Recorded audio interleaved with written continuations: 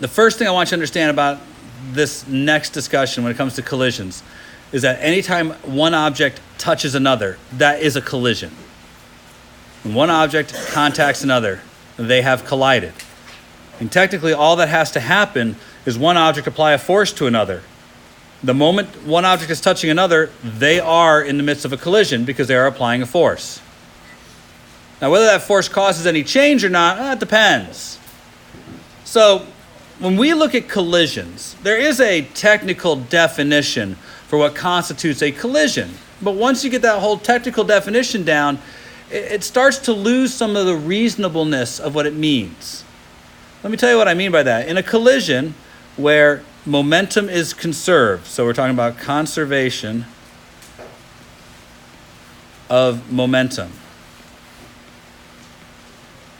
What this means is a system in which there are no external forces acting on all of the objects within the system. The net momentum of the system will remain unchanged. Now you can write that down, but that really doesn't mean very much to you guys. It's a whole lot of words. It's important to understand what it's really trying to tell us. So first, conservation of momentum applies to all systems that are considered to be isolated. That means they're experiencing no external force. So if I drop a marble and it travels in a path like this, this object is not isolated. Its velocity is increasing the whole time because gravity is pulling it downwards. And because gravity is pulling it downwards, momentum is not conserved. So I couldn't think of this object in the same way as an object that is isolated. On the other hand, if I have, say, I want you to go back to this. If I dropped another ball at the same moment that had a trajectory like this, do you realize there's probably a moment when the two balls are about to touch? Do you guys see that? A point where this ball is here and this ball is here, and they're about to collide. We might not think of this as being isolated and, we can't do anything because they're being accelerated. But we're supposed to remember that the horizontal velocities aren't affected by the vertical acceleration. And therefore, they could collide, and we could use the rules that we already know to talk about what happens just before and after the collision. That the vertical motion of this problem isn't influenced by the horizontal motion. So we could treat this as a collision if we're only looking at the instant that they touch. So don't get away from these other problems, that they're going to mix stuff in. And we're going to be expected to be able to deal with that. The collision part is just the part where they touch. So let's talk about 3 different kinds of collision questions. There are 3. Really, there's 4, but we're going to look at 3 different kinds of collision questions. And the first group of them are all inelastic. Most collisions in nature are inelastic. Inelastic means they don't conserve kinetic energy. Inelastic collisions don't conserve kinetic energy. Make sure the word kinetic energy is in there. They conserve energy. They don't conserve kinetic energy. Meaning they will transform energy from one type to another. So they'll take some of that kinetic energy and they'll make noise and they'll cause dents and all sorts of stuff, make heat. They conserve energy, but they don't conserve kinetic energy. However, they always conserve momentum. Now, the first type of inelastic we're going to look at are perfectly inelastic.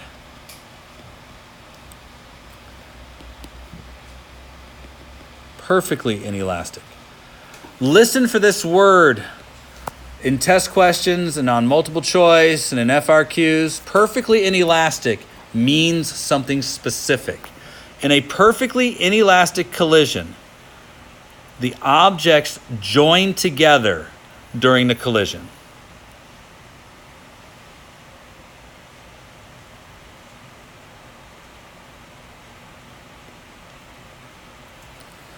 So maybe I have a 5 kilogram cart traveling at 2 meters per second, strikes a 10 kilogram cart traveling at 1 meter per second. During the collision, they join together. What is their velocity after the collision?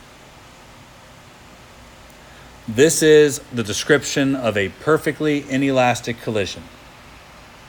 Them saying it's perfectly inelastic and saying that they join together is redundant. They don't have to say both. They can say just perfectly inelastic, and that's a message to you that they join together. Does everybody understand? So the words perfectly inelastic means they become one. They couple.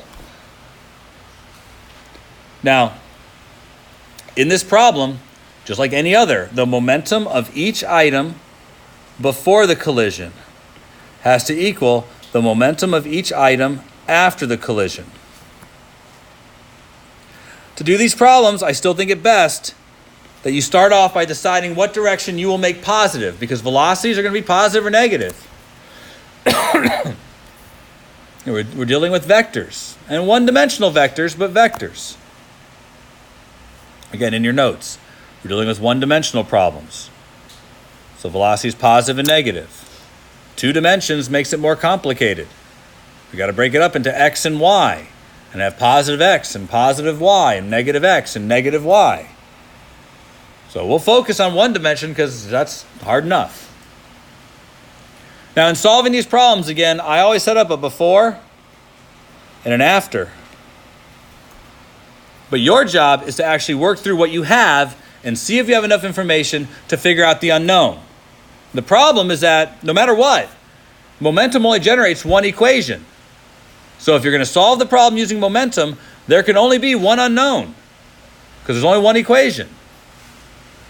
In this case, it's 5 times positive 2, because the cart's moving to the right, so that's positive, plus 10 times negative 1.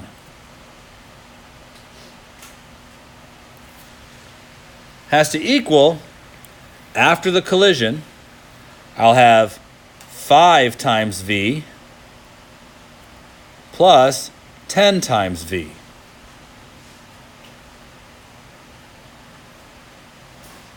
Now, I will often write, when we have an inelastic collision like this, one where they join together, I will often write them as one object with a combined mass and a single velocity. Since they join together, it's like they are one object. So I won't always do this intermediate step. I will usually just drop to here. For a perfectly inelastic, that should make some sense that they are now one object. So this is going to be 10 plus negative 10 equals 15 v. And if you're doing this faster than I am, you realize that this comes out to be 0. That doesn't mean that, you don't have an answer. You do. The answer is the velocity after the collision is 0. They will join together and stop. They had equal and opposite momenta. So they will join together and stop. Questions about this? Okay, good. So here's what you're going to do. To make sure there's no questions about this, assume the first cart was not moving before the collision. What is the velocity of the system after the collision? This is your practice. Try it now. Hopefully that wasn't too tough. I have 5 times 2 plus 10 times 0. On this side, we're going to get same, 15 times v. Left side's going to give me 10 kilogram meter per second. The right side's 15 kilograms times v. So 10 equals 15 v. V It's 2/3 meters per second. The collision part isn't going to be the hard part. It's narrowing down what was given so that you can do the collision part. You see, they're not going to do it like this. This is going to be just a little piece of a larger question. Now, since your test is about momentum, I'm going to probably try and identify more things we can talk about here. And there are 3 distinct follow-up questions that I would want you to be able to do. Follow-up question number 1 is you should be able to now calculate the impulse experienced by each car. The impulse experienced by each car. Now look, that's not asking too much. The impulse is the change in momentum. And I would want you to do this so that you can show that each car experienced an equal but opposite impulse. Take a look at this one specifically. Car number 1 had a change in momentum. The final momentum of car number 1 would be 5 times 2/3 minus 5 times 2. That's a change in momentum. Any question about where I came up with 5 times 2/3 minus 5 times 2? Now would be the time to ask, not a few minutes from now. All right, this is 10/3 minus 10. Except 10 is, last time I checked, 30/3. Let me write this as 30/3. Which I think is negative 20/3. Any question about any of that? That would be kilograms, meter per second. Units of momentum and units of impulse are the same. So what is the change in momentum of car number 2? I expect you can do that too. The final momentum of car number 2 is 10 times 2/3. The initial momentum of car number 2 was 0, which when I multiply this out is 20/3 kilograms meters per second. It's the same as the other one, but opposite. This has to be true, and I would want you to be able to demonstrate this, that the momentum of the system doesn't change. So there is no impulse on the system. That would be a trick question, say on your multiple choice. And I will trick a lot of you who did not do this. I watched all the people who saw me do the work and just sat there and watched. Trust me when I say, you're asking to fail the next test.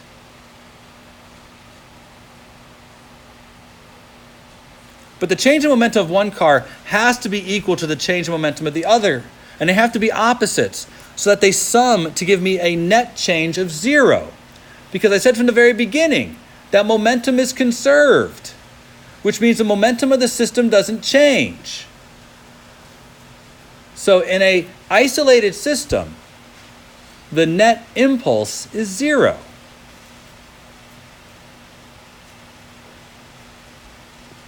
And folks, that has to be true. We started the entire problem by saying that there was no external force. Since impulse is force times time, if there's no external net force, then there is no impulse on the system. So that had to be true from the beginning. All right, follow-up question number 2. Since that was follow-up question number 1, follow-up question number 2. How much energy was lost during the collision? I love questions like this because there's so many different ways for me to ask it, so many different ways for me to get you guys messed up. But I'm pretty sure you guys will follow along with the idea that the kinetic energy after the collision is probably less than the kinetic energy before the collision. But the energy was transformed into something. And it's not hard for us to see that.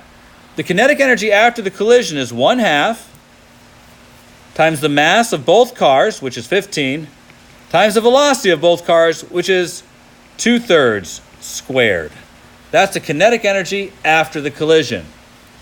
Now there's some mathy math going on here, but 2/3 is 4/9 when I square it, and half of 4/9 is 2/9, and 2/9 times 15 is 30/9 joules. I love fractions. They're so much faster than decimals. If you know your fraction rules. If you don't, well, it's all the same to you then. The kinetic energy before, though, was all in one cart. It was just the one cart. 1/2 times m times 2 squared. 2 squared is 4. And let's see, half of 4 is 2. 2 times 5 is 10 joules. So is 10 bigger than 30/9? Yeah. 3 times 9 is 27. So that's pretty close to 30. Looks like a heck of a lot of energy got used up in this problem. How much energy was lost? You would subtract those two numbers. What percentage of energy was lost? You would subtract those two numbers and divide by 10. These are all questions that you should be able to answer because you've already passed Algebra 1. But I know you guys screw that kind of stuff up, but every one of those is a question I would ask. What is the ratio of the kinetic energy after to the energy before? What is the percentage of the energy that is lost during the collision? How many joules of energy was lost during the collision? How many joules of energy was converted to some other form during the collision? Do you understand that all of these questions are similar and are going to involve you figuring out how much kinetic energy there is after the collision and how much kinetic energy there is before the collision? And then you got to figure out how to use that information to answer the energy question. It's not necessarily easy. And I'm counting on you to know things like percentage. And if I can't count on that, well, you should probably ask. What I mean is, this is not going to be the problem. One cart hits another cart. The problem is going to be like this.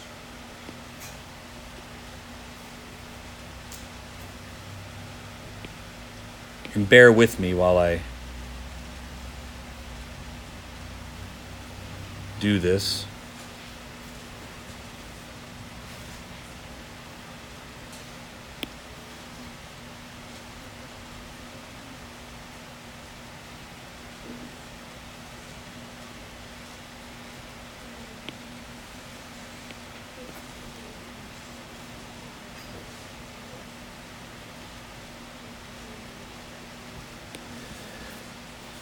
Block 1 slides down a frictionless ramp and strikes and becomes joined to block 2.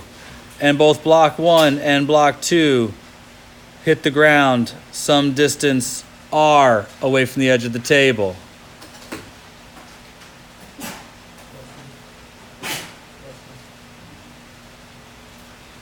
Now, you guys see all the pieces here, right? This block starts maybe some amount h above the table, which means it has gravitational potential energy. It slides down the table, converting that potential energy into kinetic energy just before the collision. It strikes and collides with that box, transferring momentum. But now the two have a combined velocity v. A horizontal velocity, mind you, because they are a distance y above the ground, and will therefore fall like a projectile striking the ground. You'll note that the collision is just a tiny piece of this question. A tiny piece. Momentum was not conserved at any other time except for during the collision. There's an external unbalanced force accelerating this block, so its momentum is increasing. I wouldn't use conservation of momentum there. I could use conservation of energy, though. We've learned that it would apply in this case. When they strike each other, momentum's conserved. That's the collision. I can get the speed from the kinetic energy here, and therefore apply it to the momentum part of the problem. But when they join together after that, they become a projectile. The only way to that is vertical, horizontal, and do the work.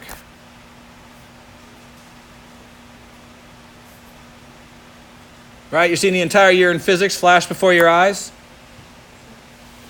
All I really got to do now is ask you what force it experienced when it was on the ramp, and I got the whole enchilada with beans and rice.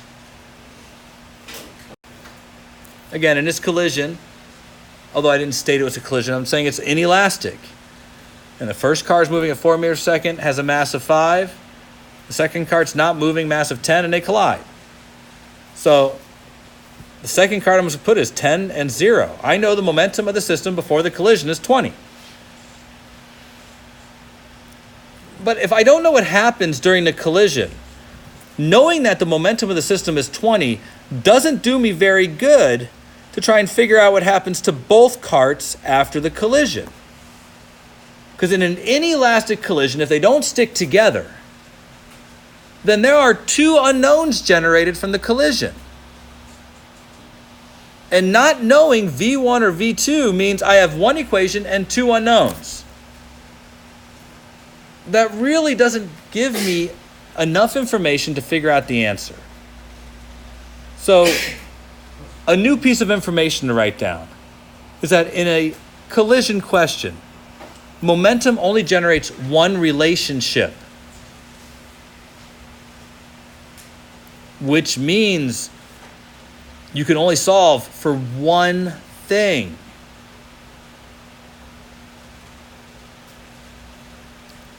They'd have to tell me one of the velocities here. They'd have to say, all right, this guy's moving at, 1 meter per second. All right, now I can do this. They've given me one of the other velocities. Now I can work out how fast the 5 kilogram cart must be going because of this collision. But if they don't do that, you really have nothing. They could give you clues. They could say something like, well, the 10 kilogram cart falls off the table and lands a meter away from the edge of the table. Now they're giving you something. They're giving you a way to figure out that velocity. But on its own, momentum can only generate 1 piece of information. It generates 1 relationship. So unless they give you something else, you don't really have a place to go. A level track. They place a cart on the level track. Is this system isolated? Well, maybe. The track's level, which means that there's no undue force of gravity causing an acceleration to the cart. Cart's not moving right now, but if the cart were moving, it could experience friction. Friction would be an external force acting on the system. It would change the momentum of the system, and therefore, it really isn't an isolated system. Now, we could continue down this path and look at all the possible things that could affect our system, and you'd wonder, why do we even learn this topic? The thing is, if I have another cart on the same track, and this cart is moving this way, and the other cart's at rest, there could be friction acting on the carts. There's no doubt. But there's clearly going to be a collision that's going to take place. After that collision, this cart might be moving this way, this cart might be moving this way. It's hard to know what would happen after the collision. The question comes down to, is there a way for us to use the rules of conservation of momentum to try and make predictions of what happens during the collision? And what we state is actually this. In practice, you're right, the system's supposed to stay isolated. And in principle, that's the truth of the law. In practice, that's really hard to do. But we don't actually have to isolate our system. What we really need to do is isolate the moment of contact. What I mean by that is, look, there could be a force acting on the system the whole time. But all I'm really concerned about when I deal with the collision part of a problem is the instant before they touch and the instant after they touch. The real word I should be using here is the instantaneous moment before the collision and the instantaneous moment after the collision. Instantaneous means very short period of time. The reason that's appropriate is that in a collision, momentum is conserved. There can be an external force, but it takes time for that external force to make changes. So when we deal with collisions, we deal with the instantaneous moment just before the collision and just after the collision. That's what we're going to do, because that actually works in all cases, whether they're isolated or not, as long as we can focus on the part of the problem where there's a collision, where there's contact. So that's how we're going to frame all of our problems, that we're dealing with just the moment before and the moment after. And in these problems, we say that momentum is conserved.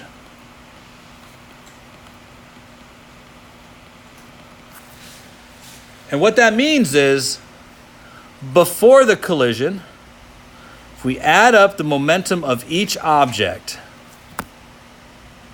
it will have to be equal to, after the collision, the momentum of each object. The individual momentums don't have to be the same, but the total on each side does. Now, momentum's a vector quantity, so when considering this, we need to consider a direction for reference, a way to tell the difference between something that's moving to the right and something moving to the left. So we almost always have to decide what direction is positive in these cases. Once we've done that, we know that momentum is just mass times velocity. So there's going to be m1 v1 before the collision plus m2 v2 before the collision, where the velocity is the vector part. It's going to be positive or negative. And that's going to have to equal m1 v1 after the collision plus m2 v2 after the collision. This is how all conservation momentum problems are going to look. You're going to add up the momentums of each object before the collision and set them equal to the momentums of each object after the collision. There are various types of collisions, but they all start like this. I will draw pictures just like this, so that every time we are faced with a momentum question, there's a clear before and a clear after case. But please understand, that's not going to be the hard part of the problem. The collision part is going to be the easier part of the problem. It's the follow-up questions that are going to be designed to try and confuse you. And this part, when you finally narrow down and isolate the collision, that might not be the hard part either, but getting there might be challenging.